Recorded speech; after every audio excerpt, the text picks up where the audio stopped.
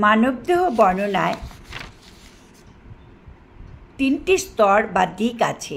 এরা একে অপরের সঙ্গে সম্পর্কিত: স্থূল শরীর, সূক্ষ্ম শরীর, কারণ শরীর। স্থূল শরীর হচ্ছে শারীরিক অর্থাৎ ভৌতিক দেহকে বোঝায়, যা খাদ্যময় বা অন্নময় কোষ। 5টি ইন্দ্রিয়: চক্ষু, কর্ণ, নাসিকা, জিহ্বা, ত্বক।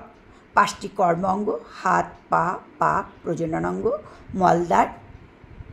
এইগুলো নিয়েই স্থূল শরীর। সূক্ষ্ম শরীর হচ্ছে মন ও বুদ্ধি। এটির 3টি আবরণ: শারীরবৃত্তীয় আবরণ, যেটা প্রাণময় কোষ, যেখান থেকে আমাদের শ্বাস প্রশ্বাস, রক্ত সঞ্চালন, হজম শক্তি, শারীরিক কার্যকলাপ নিয়ন্ত্রণ করে।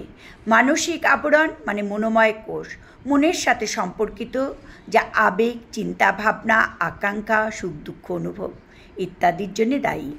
আর বুদ্ধিভিত্তিক খাপ হচ্ছে বিজ্ঞানময় কোষ, বুদ্ধির সাথে সম্পর্কিত, সিদ্ধান্ত গ্রহণ, যুক্তি, বিচার এই সবের জন্য দায়ী। আর কারণ শরীর, বীজ বা কারণ দেহ, এটি সর্বোচ্চ শরীর যা আত্মাকে আবৃত করে রাখে। কারণ শরীর সেই সূক্ষ্ম সত্তা যা স্থূল ও সূক্ষ্ম শরীরের কার্যকলাপকে প্রভাবিত করে এবং জীবের ধারণার জন্ম দেয়।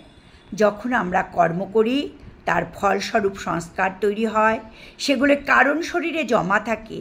যখন স্থূল শরীর ধ্বংস হয়ে যায়, সূক্ষ্ম ও কারণ শরীর পুনর্জন্মের মাধ্যমে নূতন শরীর ধারণ করে।